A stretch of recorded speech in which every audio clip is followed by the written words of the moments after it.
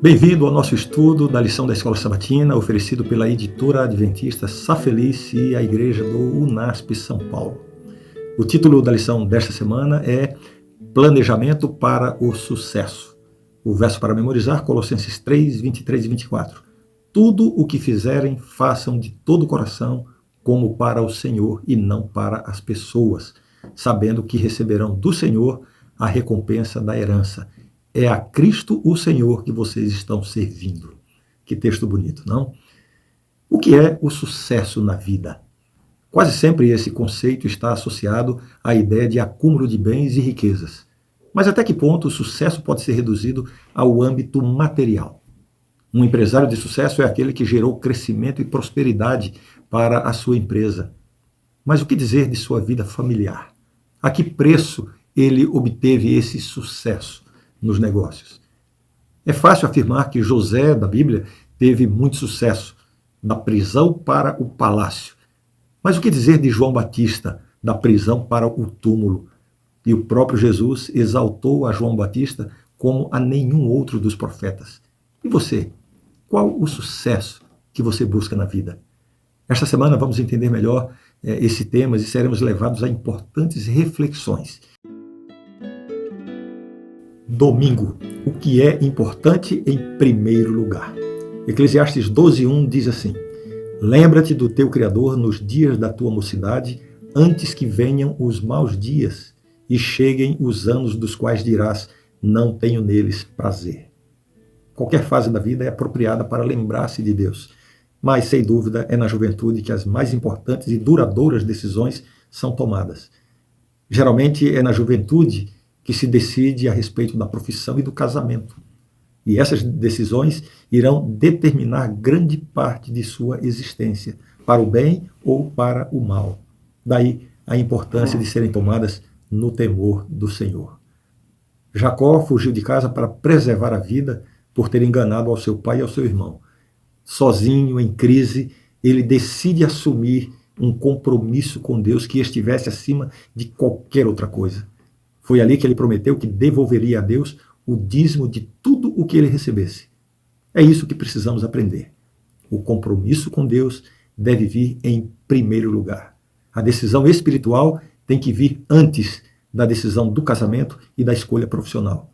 Qualquer atividade ou relacionamento que comprometa a sua vida com Deus deve ser abandonado. Deus sempre em primeiro lugar. A Bíblia diz, por exemplo, não vos ponhais em julgo desigual com os incrédulos. Segunda-feira, a bênção do trabalho. O trabalho não é apenas para suprir uma necessidade financeira. Trata-se também de uma necessidade espiritual.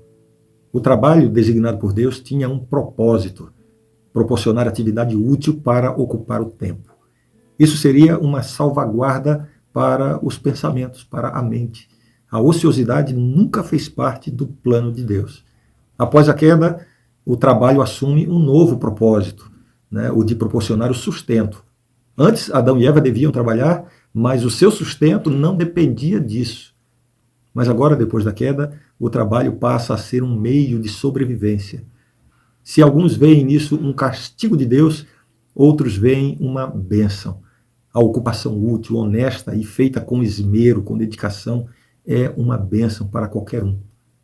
Pessoas que herdam riquezas na família ou recebem prêmios milionários em loterias e não precisam mais trabalhar, se encontram em grande risco espiritual.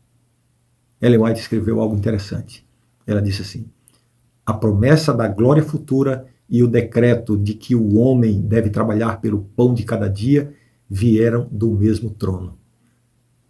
Reflita sobre isso. Então faça do trabalho útil, uma forma de glorificar a Deus e ser uma bênção para as pessoas à sua volta. Terça-feira, os anos de labor e os filhos. Uma família média se dedica ao trabalho por 30 a 40 anos, mais ou menos. Após isso, normalmente os filhos adquirem independência financeira e os pais se aposentam. Durante os anos de trabalho, a família enfrenta perigos. Um dos maiores perigos que a família enfrenta é o risco de não acompanhar com a devida atenção o desenvolvimento dos filhos. Com isso em mente, eu quero destacar aqui 2 pontos. Primeiro, considerar a origem divina do trabalho, né, e que precisa ser realizado com excelência. A Bíblia diz que em todo trabalho há proveito, Provérbios 14, 23. O segundo ponto tem a ver com a educação dos filhos. Um educador escreveu assim: educar é tornar independente. Isso é uma verdade.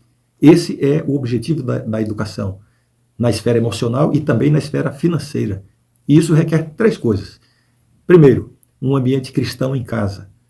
A Bíblia e a oração, né, e os compromissos da igreja devem ter destaque na educação dos filhos. Segundo, as crianças devem assumir responsabilidades em casa. Diligência e compromisso são valores indispensáveis na educação dos filhos. E terceiro, coloque os seus filhos em escolas com valores cristãos. Isso será uma proteção contra a corrupção moral que há no mundo. Se com tudo isso os filhos fizerem escolhas erradas, você pelo menos terá a consciência tranquila de ter feito a sua parte. Quarta-feira, trabalhando com integridade. Quando Jacó estava para deixar a casa do sogro, o sogro, lhe pediu encarecidamente que Jacó não fosse embora. E deu o motivo para isso. Ele disse: o Senhor me abençoou por causa de você. Gênesis 30, 27. Potifar disse algo parecido a respeito de José. Esses 2 são exemplos de pessoas que trabalharam com integridade, Jacó e José. O sucesso não tem a ver apenas com as conquistas e os alvos alcançados na vida. Tem a ver também com o processo. Não é sobre as consecuções apenas, é sobre o desempenho, o caminho percorrido. Não é apenas o que você faz, mas como você faz. A integridade está no processo. Alcançar grandes resultados e acumular riquezas não representam sucesso real se isso não foi feito com integridade. Entende? O principal legado que se pode deixar para as gerações mais novas não são os bens materiais, mas o exemplo de um caráter íntegro aos olhos de Deus. A Bíblia faz essa exortação, 1 Coríntios 10, 31. Portanto, se vocês comem ou bebem ou fazem qualquer outra coisa, façam tudo para a glória de Deus. Faça o seu trabalho de tal maneira que o nome de Deus seja glorificado. Isso envolve dedicação, excelência e honestidade. Quinta-feira, buscando conselhos piedosos. Quando o assunto são as finanças, não faltam gurus e experts para darem a sua opinião, não é verdade? Muito cuidado com isso, viu? Alguns conselhos só dão resultados financeiros para quem dá, porque cobram por isso. Os princípios da palavra de Deus devem ser o filtro de nossas decisões financeiras. E eu destaco aqui 7 conselhos da Bíblia. Primeiro, Provérbios 27, 23 e 24. Faça um planejamento financeiro sobre como ganhar, gastar e economizar. Segundo, Provérbios 15, 16. Gaste menos do que ganha. Terceiro, Provérbios 6, 6 a 8. Guarde consistentemente parte de seus rendimentos. Quarto, Provérbios 22, 7. Evite dívidas como evitaria uma doença. 5, Provérbios 13, 4. Seja um trabalhador diligente. Prosperidade financeira e preguiça são inimigas. Sexto, Deuteronômio 28, 1 a 14. Seja fiel a Deus. Nada é mais importante do que a bênção de Deus. E sétimo, Mateus 25, 14 a 21. Nosso lar não é neste mundo. Nossa gestão aqui revela onde estão as nossas prioridades. E elas devem estar no céu. Pense sobre isso e a gente se vê amanhã. Tchau.